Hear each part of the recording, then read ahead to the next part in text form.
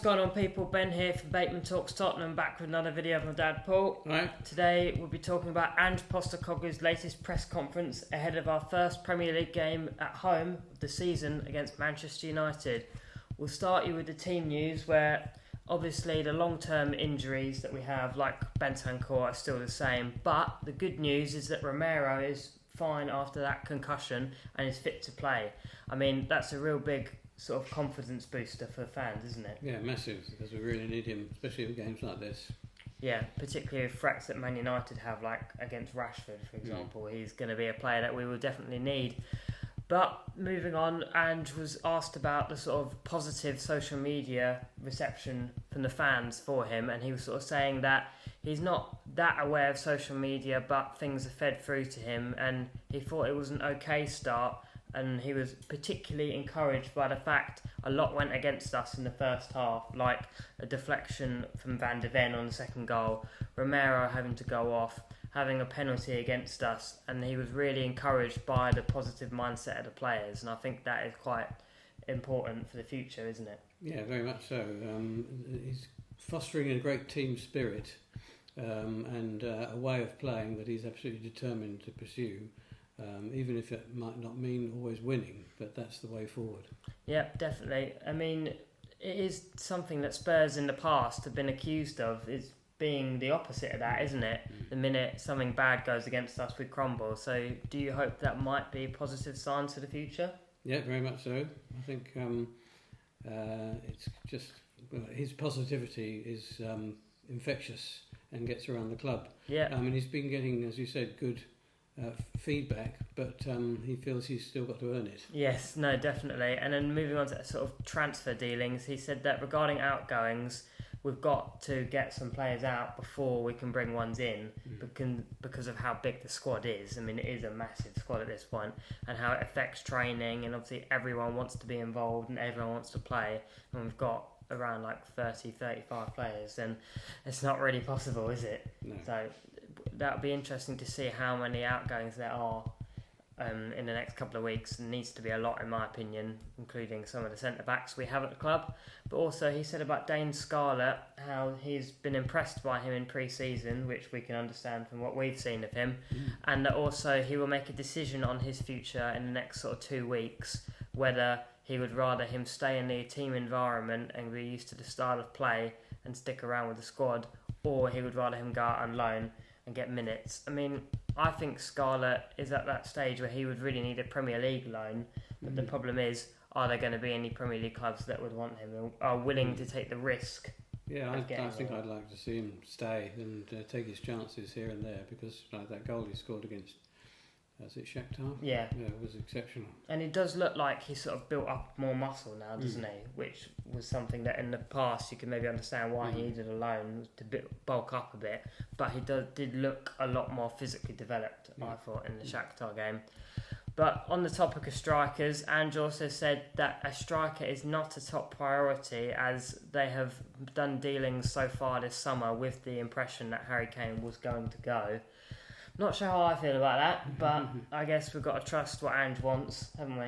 Yes, and we all still think that another centre-back's probably the bigger priority. Yeah, and Ange said that we need improvement in lots of different areas on the pitch, so I guess he's looking at improving the squad as a whole, which I guess is good to hear. And then moving on to the game tomorrow against Manchester United, where obviously we watched on Monday, Wolves play very well against Man United and thoroughly should have beaten them. Yeah, so many chances, just couldn't convert them. Yeah, and that's the problem Wolves have had all season, all last season, with poor finishing. So obviously, knowing Spurs' luck, Man United won't play like that, but if Man United play how they played against Wolves, then we should be able to beat them, really, shouldn't we? We should. If we play like we did against Brentford, even though we didn't win, but the way of playing, and in some of the pre-season games, if we can play like that, and they don't play their best, like they didn't against Wolves, then there's a chance. Yeah, and obviously Man United are the toughest opponent we'll have played so far by quite a margin, and Ange was saying how he really wants to impose his style of play against the top team, and of course he wants to win, but for him, he would rather we maybe lost, 2-1, and played really well. Then we won 1-0 and played horrifically. I mean, I see the point. It's a difficult one, isn't it? Well, he thinks that if we can get used to that style of play, in the future, we'll benefit. We'll win a lot. Yeah, I mean, obviously we want to watch exciting, entertaining football, don't we? And he's saying that that's his goal, is to entertain the fans, but also to win at the same time, which isn't necessarily something we've had in the past couple of years, is it? No, and he warns us already, from day one, that it won't be instant. It's going to take a bit of patience. Yeah, which makes sense. And it will come eventually. And he said that that's what Man United have had with Ten Hag, and how he rates Erik Ten Hag highly, and he's made an impact at United since Alex Ferguson left, which is obviously a very difficult challenge. So he's showing high praise for one of his colleagues and saying that Man United is sort of at that stage now where they are starting to get their style of play across and playing against everybody. But still, obviously, Man U don't always have the squad depth in some cases to have a proper performance at times, like against Wolves, or they get injuries to people like Sandro Martinez, or Rashford gets injured. But obviously, they've got some better players in other areas than us in terms of the defence. But it'll be interesting to see how we get on against such a stronger opponent, won't it? Very interesting, yeah. And on the atmosphere, Ange said that he expects it to be a great atmosphere and is very grateful for the sort of reception from the fans so far. Or like you said earlier, he doesn't feel that he actually deserves it yet, but he's appreciating the fans' support, which obviously I'll imagine will be a great welcome tomorrow for him, won't it? Yes, it certainly will. And Spurs have announced that there are going to be changes to the matchday proceedings in terms of sort of VT and sound. That there will be the usual VT after the warm-ups. Lineups will be read out by Paul Coit. There'll be the Duel of Fates will be returning on when the players walk out, and just before kick-off, a rendition of